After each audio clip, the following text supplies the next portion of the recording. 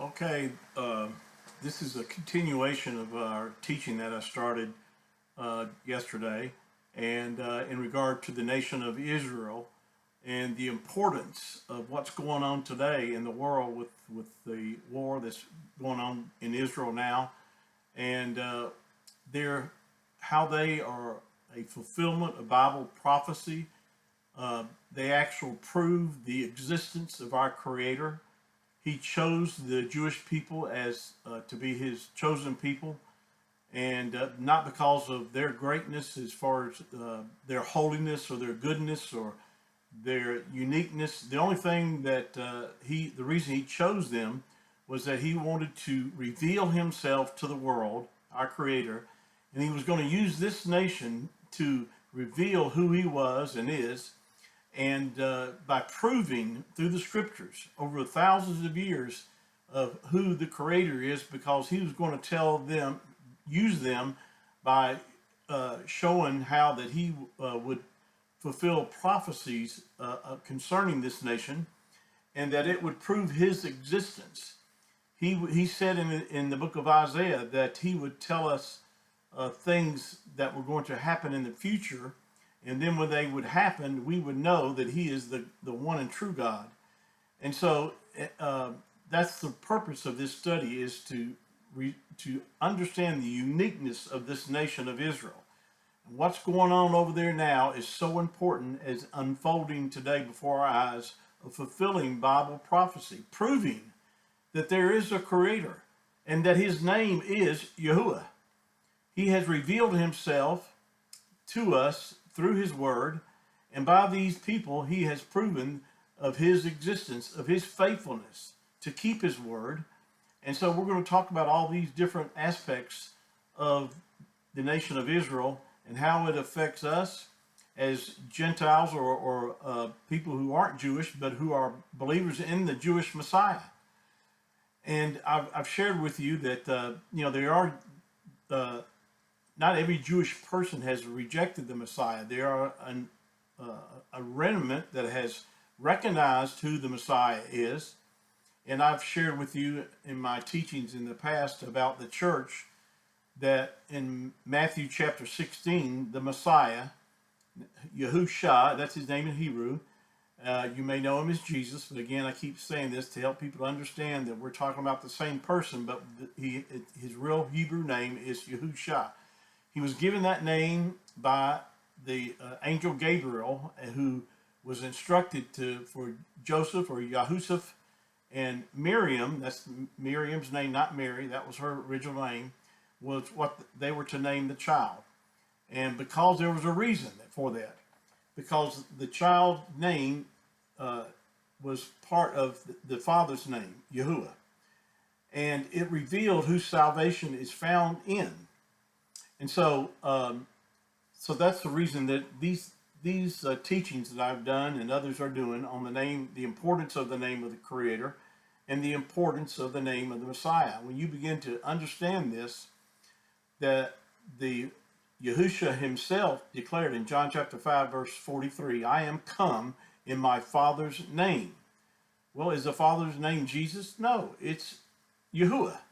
And so he said he came in his Father's name. And there's so many other scriptures that I could go into later, but I don't want to. This video is not just to prove to you that his name is Yahusha, but I didn't need to mention that for those who are not familiar with his Hebrew name. And but in the Hebrew culture, by the way, and I've shared this also, that proper Hebrew names, every person who is a Hebrew, their name has a meaning to it. It's not like our culture over here where we just name people like Tom, Dick, or Harry, and those are like labels. They don't have any meaning to them whatsoever. But in the Hebrew culture, every person's name means something. And so it's important to understand that when you understand the greatness of our Creator and his plan of revealing himself to the whole world. And but he's using the Jewish people and has been to reveal himself of his faithfulness, to keep his word, and to prove that he is the one and only true God, because he's the only one that can tell the future because he's outside of time. He knows the beginning from the end, and he knows what you're going to do, what's going to happen next week, a year from now, whatever. He knows all the future ahead. So he can tell you what's going to happen, tell you and I, and then when that happens, it proves that he is who he says he is, the creator. I want to read from my notes at this time, and we're again talking about Israel, and we're going to be talking about the church itself again, and talking about the rapture and so forth. These end time events, all this is coming, before us today as we watch television and watch the news and see what's going on in Israel. First of all, in my notes here, it says the tribulation is for Israel's national salvation. I'll say it again. The tribulation, or really it's called Jacob's trouble or Israel's trouble. Jacob's name was changed to Israel. So when the Bible talks about Jacob's trouble, it's talking about Israel's trouble. And they're about to enter into that. But it's not for the church. It's not for the purification of the church. The church is a different entity in and of itself. The church consists of Jew and Gentile believers in the Messiah who are born again, who have received his Spirit, and have been forgiven of all sins, past, present, and future, and who have been born again by the Spirit, and are waiting for the adoption to be complete, which is the redemption of our body, which is the rapture that's going to take place very soon. And the Bible talks about, Paul wrote in the book of Romans chapter 11, that until the fullness of the Gentiles come in, which we're about to see, that's at the rapture, the fullness of the Gentiles will be complete. Yahuwah, our Creator, will turn all his attention back toward the nation of Israel, or their Hebrew name is Yasharel, which he gave them their name because they're named after him. This is so beautiful when you see how his name ties into everything.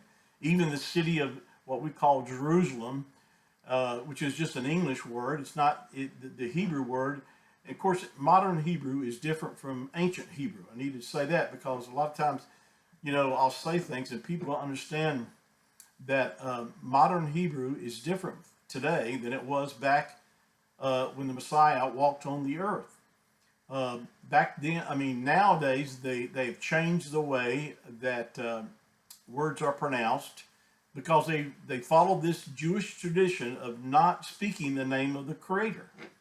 And this has been a tradition even before the Messiah came, that they hid the name of the Creator, and they have used substituted words like Lord or God in some cases, but for the most part, the word Lord, when you see it capitalized in your Bible, it has been used as a substitution to hide the name of the Creator, because when you look it up, just like in a concordance or Blue Letter Bible, whatever software program you may use, when you look up the word Lord, especially in the Old Testament that's capitalized, you'll find that's where the name of the Creator actually is in the Hebrew text.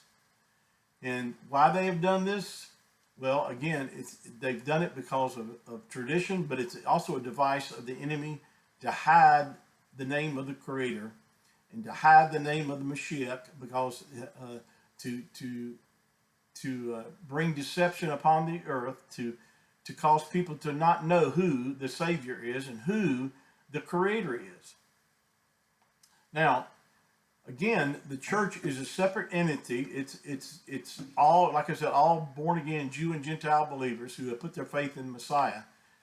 But the church did not exist in the Old Testament.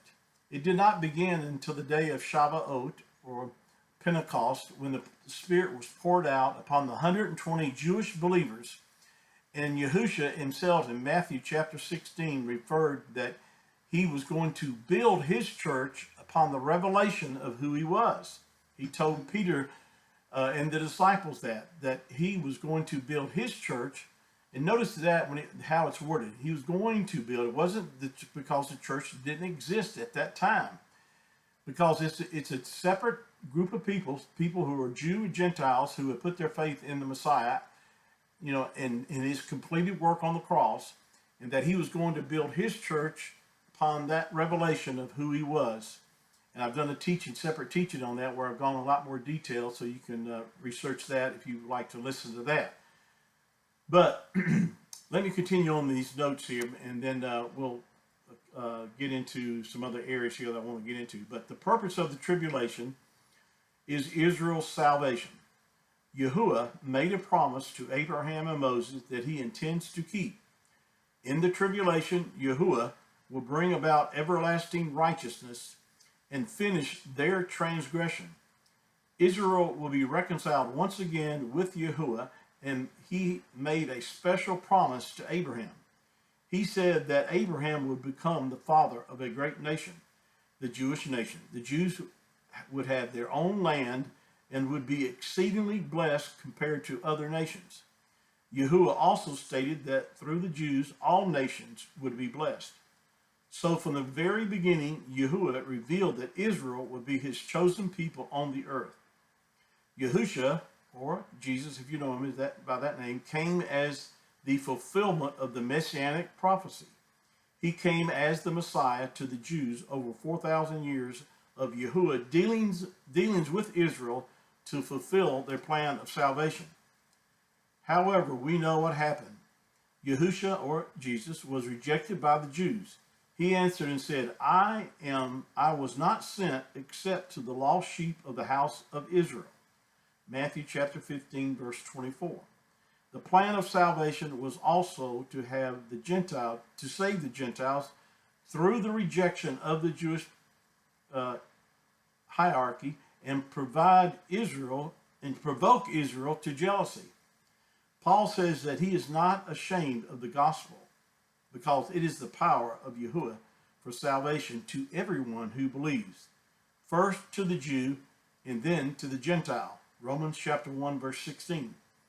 The church is a completely new creation that began on the day of Pentecost and will exist until it is taken to heaven during the rapture. The church is not connected to the blessings and curses intended for Israel. The agreement, promises, and cautions of the Mosaic covenant applied exclusively to Israel. For the past 2,000 years, Israel has been temporarily set aside in Yahuwah's plan, experiencing dispersion. Romans chapter 11. Once the church age of grace, quote, the time of the Gentile, comes to an end with the rapture, the plan of salvation for the Jews will continue. It's not over for them. It will continue during the 7 years of tribulation, or Daniel's 70th week, and we'll talk about that later, which is also known as Daniel's 70th week. The first 69 weeks were about Israel and not the church. The church had no participation in the first 69 weeks of the Daniel's prophecy, and will not have any participation in the 70th week or the 7th week of Daniel, which will complete the 70th week. We, the church, are not part of it. 70 weeks are determined for your people and for your holy city to finish the transgression, to make an end of sins, to make reconciliation for iniquity, to bring in everlasting righteousness, to seal up the vision and prophecy, and to anoint the most holy one. You'll find that in Daniel chapter 9, verse 24. Well, thank you for listening in. We're going to continue this study on our next video. I hope that you're enjoying this and that you're learning from this, because the more that you understand that our Creator, Yahuwah, has a plan for the nation of Israel that he's going to complete, he also has a plan for the church that he's going to complete. And so when you understand and not get these groups mixed up, because that's the problem with a lot of people, they lump everybody together and they're not supposed to be together. They're separate destinies that Yahuwah has for the church, and he has a separate destiny for the nation of Israel. Thank you for listening. Please share these videos with others. And if you like the video, please like it, because it will help more exposure to this video. And I thank you again. Until next time, shalom.